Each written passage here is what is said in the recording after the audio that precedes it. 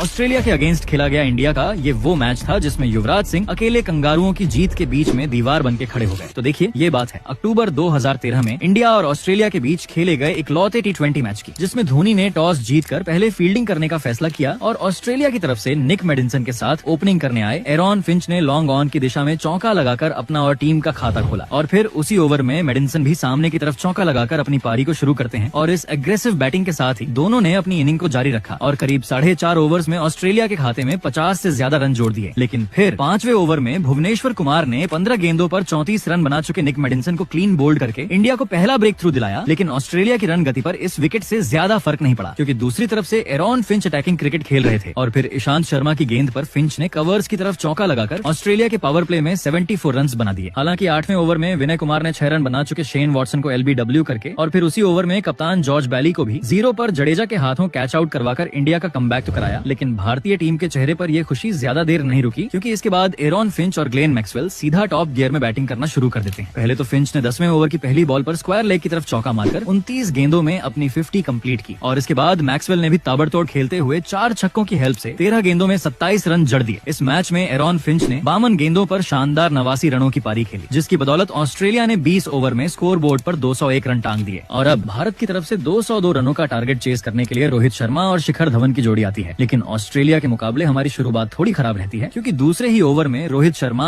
8 run बनाकर wicket keeper के हाथों कैच आउट हो जाते हैं। हालांकि इसके बाद सुरेश रैना के साथ मिलकर शिखर धवन ने एक धुआंधार शुरुआत की और कंगारुओं से सिर्फ बाउंड्रीज में डील करना शुरू कर दिया और फिर 6वें ओवर की दूसरी गेंद पर सुरेश रैना ने कोल्टर नायल को शानदार 6 लगाकर भारत को 50 रनों तक पहुंचा दिया। लेकिन फिर ठीक अगली गेंद पर सुरेश रैना मिड विकेट की तरफ हवा में शॉट खेल बैठे, जहां पर शेन वॉटसन ने उनको कैच आउट कर दिया। इसके बाद विराट कोहली और शिखर धवन मिलकर भारत को जीत की ओर ले जाते हैं। लेकिन कंगारुओं ने इस जोड़ी को भी ज्यादा देर नहीं टिकने दिया। पहले तो 9वें ओवर में ब्रैड हेडन ने 18 गेंदों पर 32 रन बना चुके शिखर धवन को स्टंप आउट करके 80 रनों पर भारत का तीसरा विकेट गिराया, जिसके बाद युवराज सिंह बैटिंग करने आते हैं। इसके बाद विराट ने युवराज सिंह के साथ भारत के खाते में 20 रन और जोड़े। लेकिन फिर विराट कोहली 29 रन बनाकर जेम्स फॉकनर के हाथों कैच आउट हो जाते हैं और अब भी भारत को जीतने के लिए 53 बॉल्स पर 102 रन चाहिए और अब इंडिया को जिताने की पूरी जिम्मेदारी युवराज सिंह ने अपने कंधों पर ले ली। पहले तो युवराज सिंह ने धोनी के साथ ताबड़तोड़ खेलते हुए ऑस्ट्रेलियंस को थोड़ा तड़पाया और फिर जेम्स फॉकनर की गेंद पर सामने की तरफ शानदार 6 लगाकर सिर्फ 25 गेंदों में अपनी 50 कंप्लीट की। यूवी पाजी की बैटिंग देखकर कंगारुओं को समझ नहीं आ रहा था कि कहां पर गेंद डाले कि उन्हें छक्का या चौका ना पड़े, लेकिन कोई फायदा नहीं होता क्योंकि अब तक युवराज सिंह ने ऑस्ट्रेलिया को गेम से बिल्कुल बाहर कर दिया। इस मैच में युवराज सिंह ने नाबाद 35 गेंदों पर 77 रनों की पारी खेली और लास्ट में धोनी ने ये विनिंग शॉट मारकर इंडिया को 6 विकेटों से ये मैच जिता दिया।